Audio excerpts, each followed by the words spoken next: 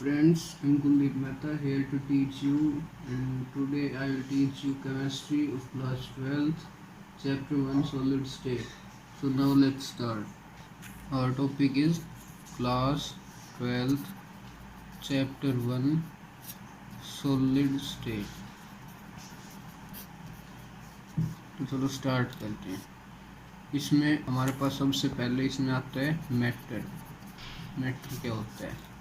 ये होता है everything around us is made of constituent particles cold matter. हमारे चारों साइड जो भी हमारी चीज़ें हैं, जो किसी भी चीज़ से मिलकर बनेंगी, वो हमारे लिए मैटर है। ओके, अब देखते हैं हम मैटर को 3 फिजिकल स्टेट्स में क्लासिफाई करते हैं। Okay, number 1 is solid state, second one is liquid state, and last one is gaseous state. Okay, तो इस चैप्टर में हम पढ़ेंगे सॉलिड स्टेट। So start. सबसे पहले आता है सॉलिड क्या होता है? सॉलिड मैटर की एक फॉर्म होती है जिसमें आयंस, एटम्स और मॉलिक्यूल्स ये न्यूक्लियस के साथ स्ट्रोंगली बाउंड होते हैं।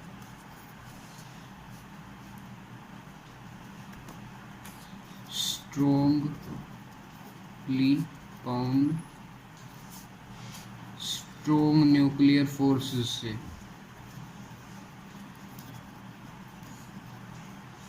ओके, तो इसकी सेकंड डेफिनेशन हम लिख सकते हैं, ये रिजिड होते हैं और डेफिनेट शेप और डेफिनेट वॉल्यूम ऑक्यूपाई करते हैं।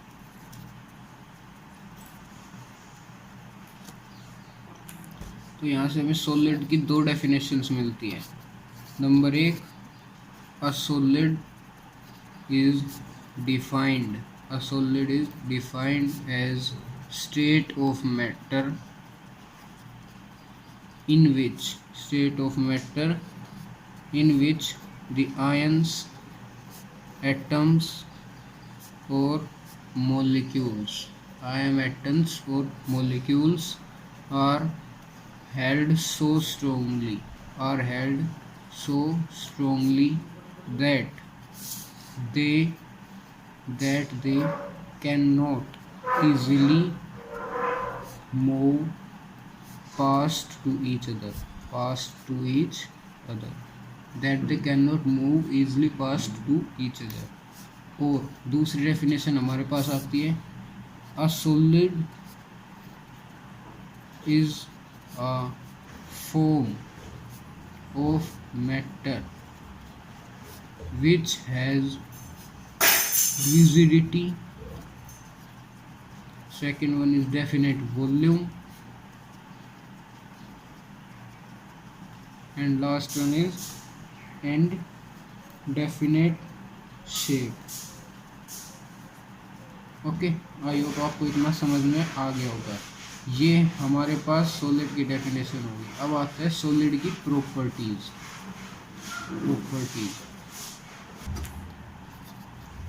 Properties of solids.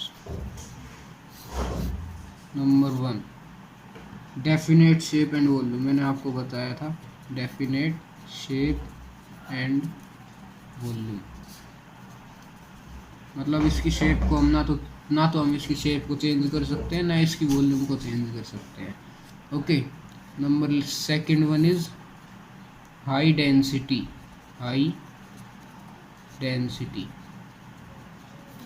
And low compressibility compressibility.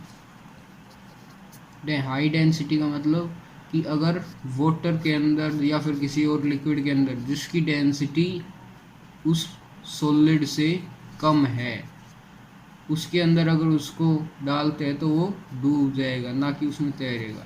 और लो कंप्रेसिबिलिटी का मतलब ये कोई सॉलिड है, अगर हम इसको प्रेशर लगा के कंप्रेस करने की कोशिश करते हैं तो ये कंप्रेस नहीं हो सकता।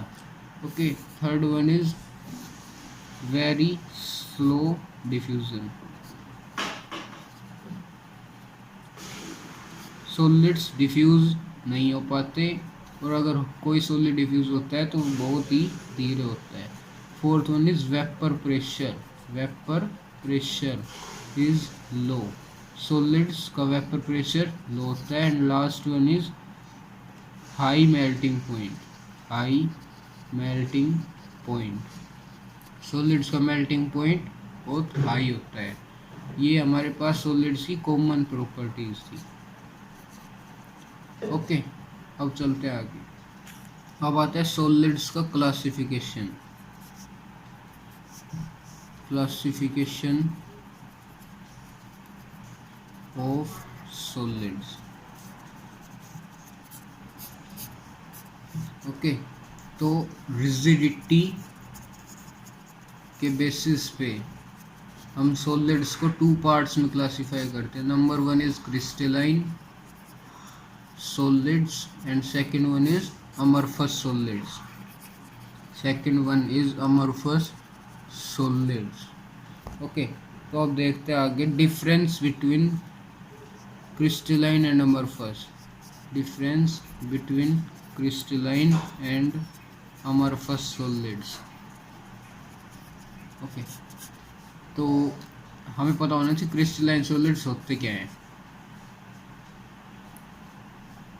और अगर हम इनके अंदर डिफरेंस करें तो इसी में इसकी डेफिनेशन भी डाल सकते हैं। मैं आपको डिफरेंस करके ही सारे पॉइंट्स बता देता हूँ। ये हमने लाइन खींच दी है। नंबर वन, क्रिस्टलाइन सॉलिड्स क्या होते हैं। क्रिस्टलाइन सॉलिड्स की एक डेफिनेट शेप होती है, डेफिनेट शेप और regular geometry. Regular geometry. Okay,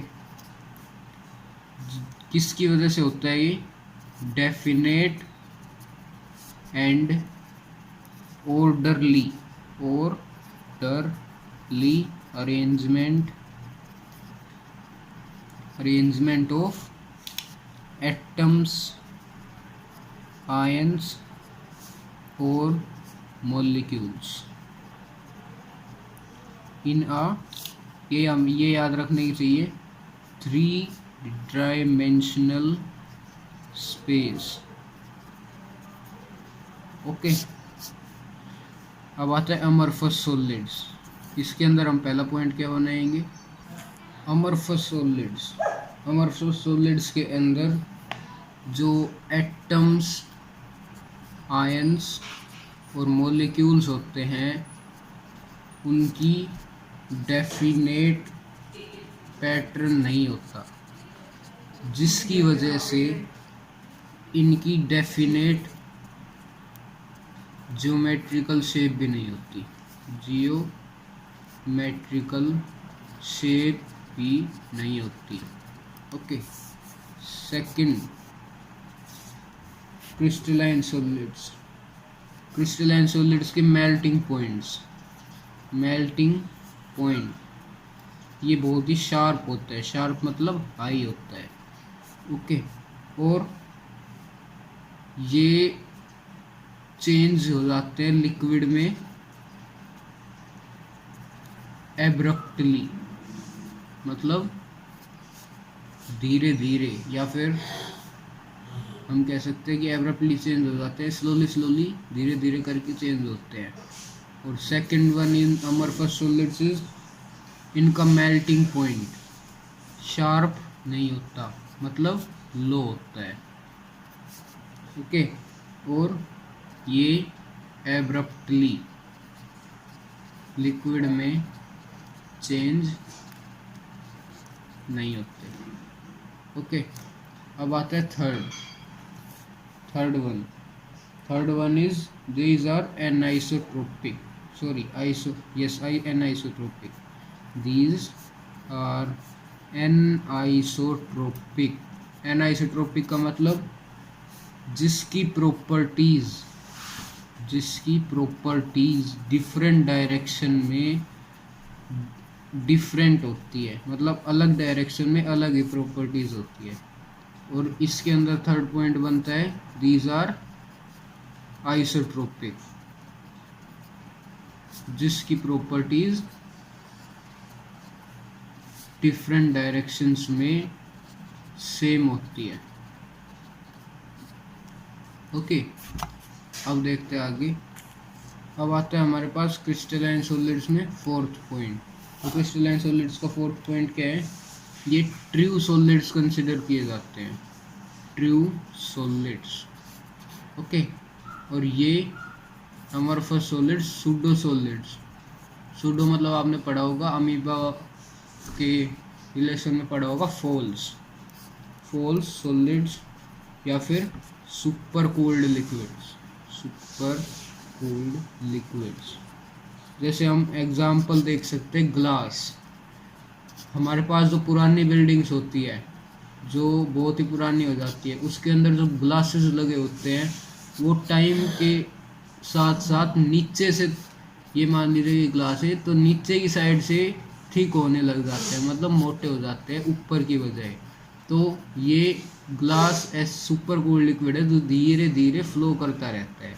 okay, अब आता है fifth point, crystalline solids rigid होते हैं एंड उनकी शेप हल्की फोर्सेस से, माइल्ड फोर्सेस से डिस्टोर्ट नहीं होती, मतलब चेंज नहीं होती।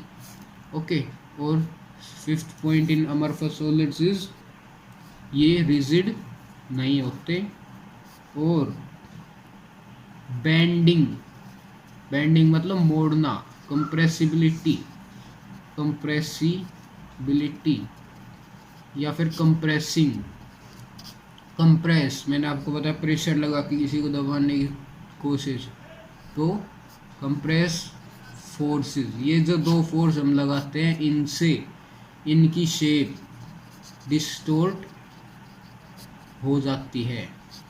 ओके, अब देखते हैं आगे पॉइंट इन क्रिस्टलाइन सॉलिड्स। ये क्लीन क्लीवेज अंडरगो करते हैं, क्लीन क्लीवेज प्रॉपर्टी मतलब अगर ये कोई क्रिस्टलाइन सॉलिड है और हम इसको किसी नाइफ से काटते हैं तो ये इजीली कट हो सकता है और ये बिल्कुल प्लेन कटेगा। किसी शार्प एज्ड टूल से काटते हैं तो ये प्लेन कट होगा। लेकिन अमorphous सॉलिड्स के केस में क्लीवेज प्रॉपर्टी रफ होती है, ये रफ क्लीवेज शो करते हैं। मतलब ये कोई अमorphous सॉलिड है और इसको अगर हम किसी शार्प एज टूल से काट रहे हैं तो ये सीधा ना कट के यूं ही टेढ़ा मेढ़ा कट जाएगा और यूं अलग हो जाएगा। ओके, अब आता है लास्ट पॉइंट क्रिस्टलाइन और अमorphous सॉलिड्स में। क्रिस्टलाइन सॉलिड्स की लेटेंट हीट ऑफ फ्यूजन, आपने 11th क्लास में पढ़ा होगा लेटेंट हीट ऑफ फ्यूजन, ये डेफिनेट होती है। लेकिन अमorphous सॉलिड्स के केस में latent heat of fusion definite नहीं होती है। ओके, आई होप आपको इतना समझ में आया होगा। सो जल्दी से like share subscribe this video and चलो अब आगे देखते हैं। अब आती है plane property of solids. Okay, plane property of solids, तो देखते हैं इसमें क्या होता है। इस प्रॉपर्टी के according crystalline solids plane faces से जुड़े होते हैं, प्लेन फेसेस जैसे डायमंड है, डायमंड हमारे पास क्रिस्टलाइन सॉलिड है। डायमंड की फेसेस सारे प्लेन होते हैं और वो प्लेन फेसेस उड़ाता है। ओके, दो फेसेस के बीच में जो एंगल होता है, दो प्लेन फेसेस के बीच में ये जो एंगल होता है, इसको कहते हैं इंटरफेशियल एंगल। Interfacial angle. जब हम किसी क्रिस्टलाइन सॉलिड को हैमर करते हैं, when crystalline solid is hammered, तो वो स्मॉल पीसेस में ब्रेक हो जाता है लेकिन उनकी कोई ना कोई ज्योमेट्रिकल शेप ज़रूर रहती है। ज्योमेट्रिकल शेप ज़रूर रहती है। लेकिन अमorphous सॉलिड्स के केस में फेसेस ज़रूरी नहीं है कि प्लेन ही हो। अमorphous सॉलिड्स ऐसे भी हो सकते हैं, कोई भी शेप हो सकती है अमorphous सॉलिड्स की। और जब हम अमorphous सॉलिड्स को ब्रेक करते हैं तो उनकी जो सरफेस है वो जनरली फ्लैट नहीं ब्रेक होती, जनरली फ्लैट नहीं होती जब वो ब्रेक हो जाती है। मतलब वो प्लेन फेसेस के टुकड़ों में नहीं टूटता। और उनकी जो ये सरफेसेस टूटती है वो ज़रूरी नहीं है उनके इंटरफेशियल एंगल्स सेम ही हो, अलग अलग भी हो सकते हैं। अब आता है पॉलीक्रिस्टलाइन सॉलिड्स। पॉलीक्रिस्टलाइन सॉलिड्स ये क्या होते हैं? those solids which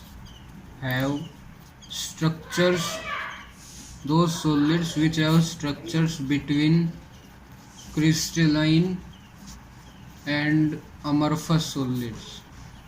Crystalline and amorphous solids वो सॉलिड्स जिनके स्ट्रक्चर क्रिस्टलाइन और अमorphous सॉलिड्स के बीच में लाई करते हैं। ओके, इसके these solids have a large number of small crystals। इस सॉलिड में बहुत ही ज़्यादा स्मॉल क्रिस्टल्स रहते हैं और ये स्मॉल क्रिस्टल से ही मिलके बनता है। ये जो स्मॉल क्रिस्टल्स होते हैं इनकी एक रेगुलर अरेंजमेंट होती है कॉन्स्टिट्यूएंट यूनिट्स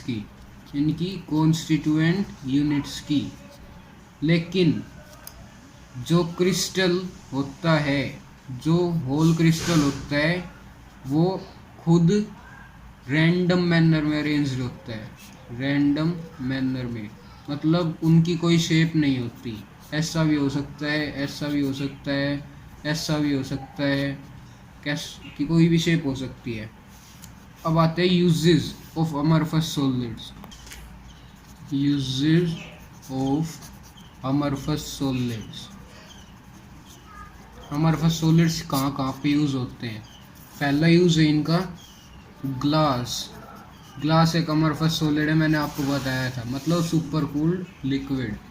ओके, इसकी हमारी लाइफ में बहुत ज़्यादा एप्लीकेशंस होती है। घरों में ग्लास लगाए जाते हैं, बिल्डिंग्स में ग्लास लगाए जाते हैं, वटेवर, और भी कई जगह पे।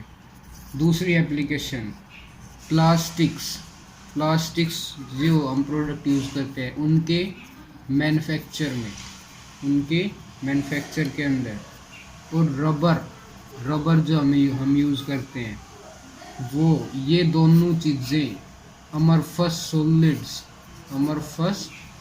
सॉलिड्स की केमिस्ट्री पे बेस्ड होते हैं। Third use is amorphous solid are used in photovoltaic cells। ये एक टाइप का इंस्ट्रूमेंट, या हम कह सकते हैं कि ये यूज़ होता है क्वांटम एनर्जी, लाइट की क्वांटम एनर्जी को इलेक्ट्रिसिटी में कन्वर्ट करने में। को इलेक्ट्रिसिटी में कन्वर्ट करने में। तो ये फोटोवोल्टेइक सेल की प्रिपरेशन में अमरफस सॉलिड्स का यूज़ होता है, अमरफस सॉलिड्स का यूज़ होता है। फोर्थ वन, जो हमारे पास अनब्रेकेबल ग्लासेस होते हैं, अनब्रेकेबल ग्लासेस, या फिर हम कह सकते हैं इनऑर्गेनिक ग्लासेस, इनऑर्गेनिक ग्लासेस जो यूज़ होते हैं फैब्रिकेशन में, फैब्रिकेशन में, किस चीज़ के फैब्रिकेशन में, घरों के, हाउसेस के फैब्रिकेशन में, और लेबोरेटरी, आपने लेबोरेटरी की जो ग्लास की चीज़ें रहती है वो देखी होगी, लेबोरेटरी की ग्लास वर्क्स, यहाँ पे भी इन अनब्रेकेबल ग्लासेस और इनऑर्गेनिक ग्लासेस को यूज़ किया जाता है। तो इनकी प्रिपरेशन में भी अमरफस सॉलिड्स का यूज़ होता है। ओके, आई होप आपको इतना समझ में आ गया होगा। So please like this video, share and subscribe. Now चलो आगे देखते हैं। अब हमारे पास आता है क्रिस्टलाइन सॉलिड्स को क्लासिफाई कैसे करते हैं। Classification of crystalline solids, classification of crystalline solids. Okay, तो देखते हैं इसको हम क्लासिफिकेशन कैसे करते हैं। नंबर 1, नंबर 2, नंबर 3 और नंबर 4 क्रिस्टलाइन सॉलिड्स को हम 4 पार्ट्स में क्लासिफाई करते हैं। Number 1 is ionic solids, number 2 is covalent, या फिर हम कह सकते हैं नेटवर्क सॉलिड्स, कोवेलेंट या नेटवर्क सॉलिड्स।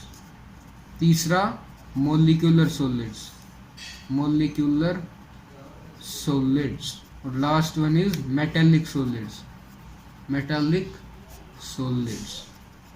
ओके, तो अब देखते हैं आयोनिक सॉलिड्स क्या होते हैं। आयोनिक सॉलिड्स क्या होते हैं, तो आयोनिक सॉलिड्स में सबसे पहले आता है कॉन्स्टिट्यूएंट पार्टिकल्स, कॉन्स्टिट्यूएंट पार्टिकल्स। इसमें कॉन्स्टिट्यूएंट पार्टिकल्स क्या होते हैं, पॉजिटिव और नेगेटिव आयंस। ओके, आगे आता है बॉन्डिंग। आयनिक सॉलिड्स में बॉन्डिंग किन फोर्सेस से होती है, या फिर एट्रैक्टिव फोर्सेस भी लिख सकते हैं हम, एट्रैक्टिव फोर्सेस। तो ये क्या होता है, इलेक्ट्रोस्टैटिक, इलेक्ट्रोस्टैटिक फोर्सेस या Columbian forces, coulombic forces. Okay, number 3 आता है बाइंडिंग एनर्जी। आयोनिक सॉलिड्स की बाइंडिंग एनर्जी कितनी होती है, 400 से 4000 किलो जूल पर मोल। ओके, ये यूनिट हमें याद रखनी पड़ती है, ये बहुत इम्पोर्टेंट है। फोर्थ आता है हार्डनेस। तो आयोनिक सॉलिड्स हार्ड भी होते हैं और ब्रिटल भी होते हैं। ओके, अगला आता है मेल्टिंग पॉइंट, मेल्टिंग पॉइंट। तो आयोनिक सॉलिड्स के केस में मेल्टिंग पॉइंट बहुत हाई होता है, अबाउट हम 1500 केल्विन, अबाउट कह सकते हैं हम 1500 केल्विन। ओके, नेक्स्ट आता है इलेक्ट्रिकल कंडक्टिविटी, इलेक्ट्रिकल कंडक्टिविटी। तो आयोनिक सॉलिड्स बैड कंडक्टर्स होते हैं इलेक्ट्रिसिटी के, ionic solids are bad conductors of electricity. लेकिन मोल्टन स्टेट में, मोल्टन स्टेट में वो गुड कंडक्टर्स बन जाते हैं, इलेक्ट्रिसिटी के गुड कंडक्टर्स बन जाते हैं।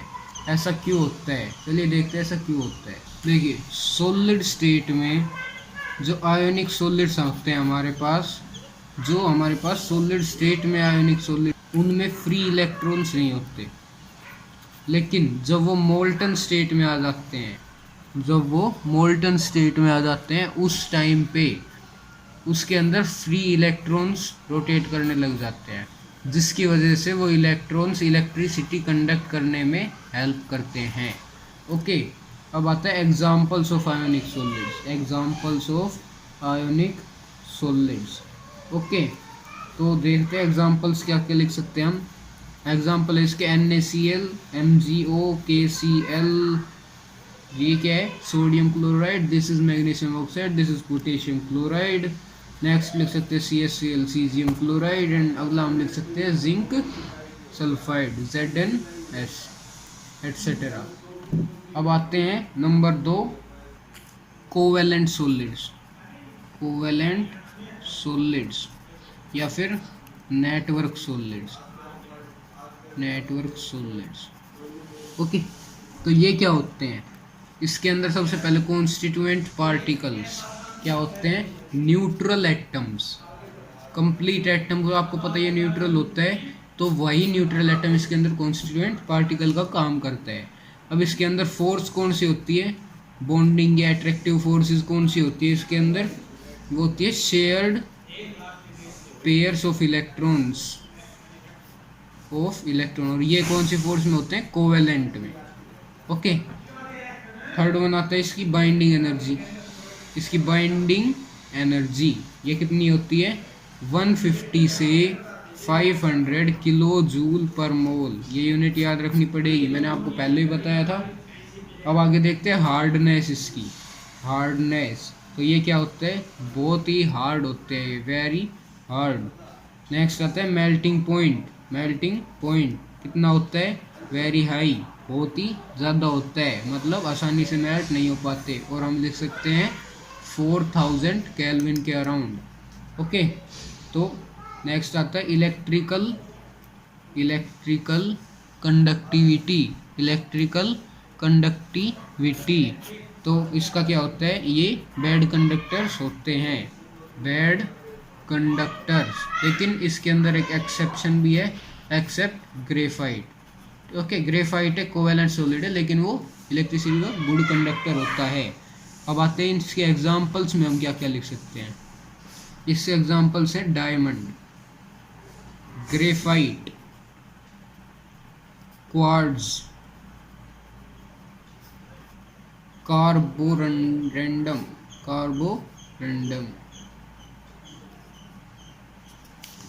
ओके। अब देखते हैं अगला मोलिक्यूलर सॉलिड। तो देखते हैं मोलिक्यूलर सॉलिड्स क्या होते हैं। मोलिक्यूलर सॉलिड्स क्या होते हैं? इसके अंदर कॉन्स्टिट्यूएंट पार्टिकल्स क्या होते हैं? मोलिक्यूल्स। वो मोलिक्यूल्स पोलर भी हो सकते हैं या फिर नॉन पोलर भी हो सकते हैं, ओके। अब सेकंड वन इसका पॉइंट आता है इसकी फोर्सेस, बॉन्डिंग या अट्रैक्टिव फोर्सेस। तो वो कौन सी होती है? वीक पोलर फोर्सेस या वेंडरवॉल्स फोर्सेस, या फिर हाइड्रोजन बॉन्डिंग, ओके। इसका नेक्स्ट पॉइंट आता है इसकी बाइंडिंग एनर्जी। इसकी बाइंडिंग एनर्जी लगभग कितनी होती है? 0.05 से 40 भी हो सकती है, या फिर 5 से 25 भी हो सकती है, या फिर 10 से 40 भी हम लिख सकते हैं किलो जूल पर मोल, ओके। अब नेक्स्ट आती है इसकी हार्डनेस। इसकी हार्डनेस, ये बहुत ही सॉफ्ट होते हैं, वेरी सॉफ्ट। नेक्स्ट आता है इसकी मेल्टिंग पॉइंट। इसका मेल्टिंग पॉइंट वो बहुत ही लो होता है। नेक्स्ट आता है इसकी कंडक्टिविटी, इलेक्ट्रिकल कंडक्टिविटी। तो ये बैड कंडक्टर्स होते हैं, bad conductors of electricity. Next आता है इसके एग्जाम्पल्स। तो उसमें हम क्या क्या लिख सकते हैं? आइस, सॉलिड CO2 जिसको हम ड्राई आइस भी कहते हैं, सॉलिड CO2 जिसको हम ड्राई आइस भी कहते हैं। नेक्स्ट आता है sulphur. Next is glucose, sulphur है ग्लूकोज C6H12O6। नेक्स्ट है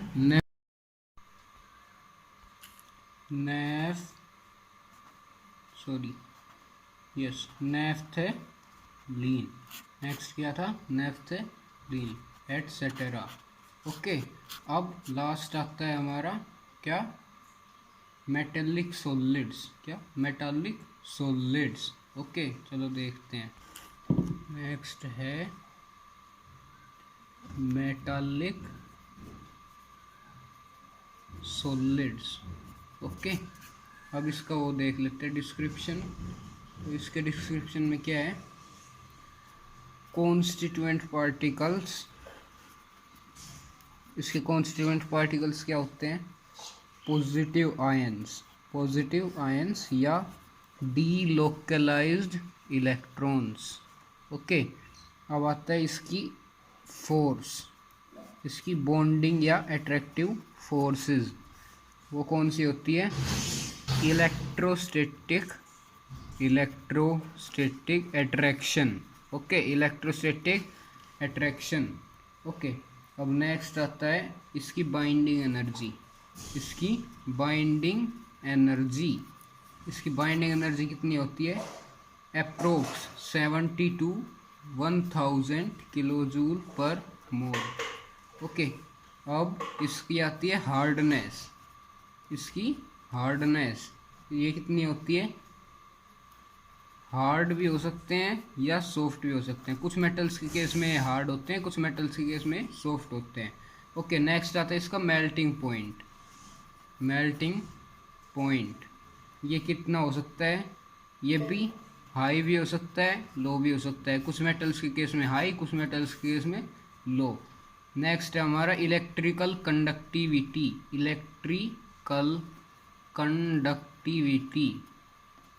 इसकी मेटालिक सॉलिड्स की। तो ये गुड कंडक्टर्स होते हैं इलेक्ट्रिसिटी के, good conductors of electricity. Okay, last है हमारा एग्जाम्पल्स। इसके एग्जाम्पल्स में हम लिख सकते हैं एस ब्लॉक एलिमेंट्स, वही हाइड्रोजन, लिथियम, सोडियम, ये पूरे। ओके, और अब आते हैं डी ब्लॉक एलिमेंट्स भी लिख सकते हैं, डी ब्लॉक एलिमेंट्स। ओके, और डी ब्लॉक एलिमेंट्स जैसे scandium, titanium, vanadium, chromium, manganese, iron, cobalt, nickel. Okay, and इसके साथ साथ Na sodium, Cu copper, Ag silver, Au gold, Ni nickel, Pt platinum and Cr chromium etcetera. Okay, आज के लिए बस इतना ही। Stay home, stay safe and thanks.